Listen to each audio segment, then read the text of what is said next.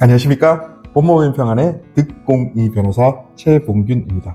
여러분, 혹시 내 모습이 허락 없이 어디선가 사용되고 있다면 어떨까요? 사진 한 장, 영상 한 편이 나도 모르는 사이 광고나 인터넷에 떠돌아다니고 있다면 얼마나 불쾌할까요? 오늘은 바로 그런 초상권에 대해 이야기해 보겠습니다. 내 얼굴, 내 모습은 나만의 것이며 함부로 사용할 수 없는 소중한 권리입니다. 초상권이란 무엇이고 침해를 당했을 때 어떻게 대응할 수 있을지 지금부터 하나하나 알아보겠습니다. 변호사님, 초상권이란 정확히 무엇인가요? 네, 초상권은 자신의 얼굴, 모습, 신체 등이 타인의 동의 없이 사용되지 않도록 보호받는 권리입니다. 헌법 제10조와 제17조에서 보장하는 기본권으로 인간의 존엄과 사생활의 보호를 포함합니다.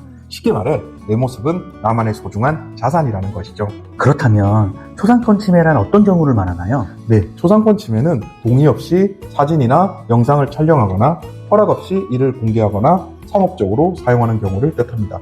예를 들어 길거리에서 찍힌 사진이 동의 없이 광고에 사용되었다면 초상권 침해에 해당합니다. 초상권 침해가 인정되려면 어떤 조건이 필요한가요? 네, 하나하나 자세히 설명드리겠습니다.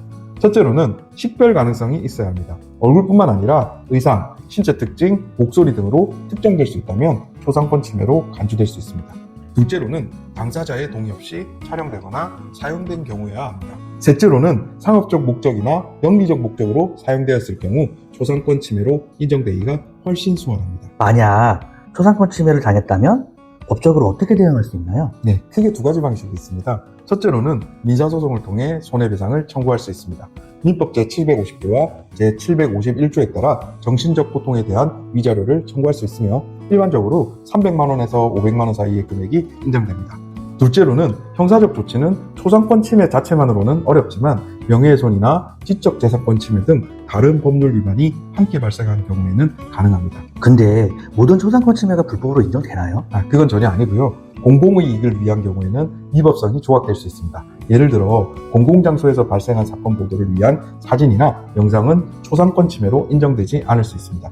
또한 당사자가 스스로 자신의 모습을 공개한 경우에는 묵시적으로 초상권을 포기한 것으로 간주될 수도 있습니다. 초상권 침해를 당했을 때 주의해야 할 점이 있을까요? 네, 꼭 주의하셔야 될 점이 있는데요. 소송 기간을 반드시 지키셔야 합니다. 침해 발생일로부터 3년 이내 또는 해당 행위가 종료된 날로부터 10년 이내에 민사소송을 제기해야 합니다. 이 기간을 넘기면 소송 자체가 불가능합니다. 또한 침해 사실을 입증할 수 있는 증거를 충분히 준비하셔야 합니다. 사진, 영상, 캡처화면 등이 필요합니다. 마지막으로 법률 전문가와 상담하여 정확한 대응 전략을 세우는 것이 필수적입니다. 실제 초상권 침해가 인정된 사례와 인정되지 않은 사례를 각각 소개해 주실 수 있으실까요? 네, 초상권 침해와 관련된 재밌는 판결들을 소개해드리겠습니다. 먼저 초상권 침해가 인정된 사례로는 연주자들의 초상권이 침해된 사건이 있었습니다. 이 사건에서는 연주자들이 얼굴이 식별되지 않도록 촬영할 것을 조건으로 연주 장면 촬영을 허락했지만 방송사가 시청자들이 쉽게 연주자들을 알아볼 수 있게 촬영을 하였습니다. 서울중앙지방법원은 드라마 제작사와 방송사가 연주자들의 초상권을 침해했다고 판단하여 각 연주자에게 200만 원의 위자료를 지급하라고 명령했습니다. 또 다른 사례로는 성형외과 광고에 무단으로 유명 가수의 사진과 이름을 사용한 사건이 있었습니다. 이 경우 서울고등법원은 해당 의사가 가수의 초상권과 성명권을 침해했다고 보고 손해배상 책임을 인정했습니다. 반면 초상권 침해가 인정되지 않은 사례도 있습니다. 한 예로 아파트 단지 내에서 입주자가 현수막을 게시하다가 말다툼을 벌였고 이를 부녀회장이 동영상으로 촬영해 관련자들에게 전송한 사건이 있었습니다.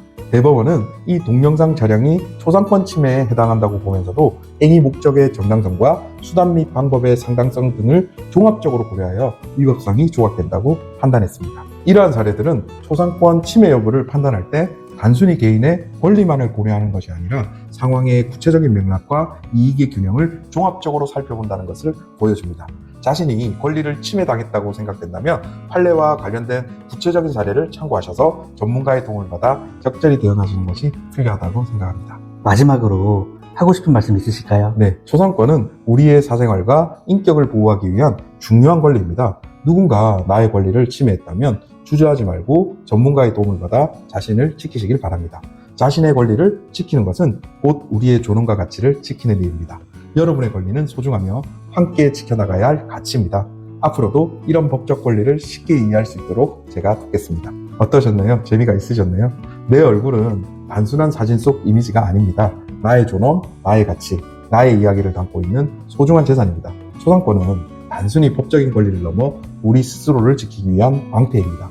만약 누군가 이 권리를 침해했다면 주저하지 말고 당당히 대응하십시오. 당신의 권리는 당신의 삶만큼이나 소중합니다.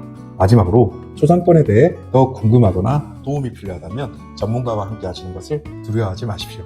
함께 지키고 함께 성장하는 세상을 만들어 봅시다. 오늘도 귀한 시간 내주셔서 감사합니다.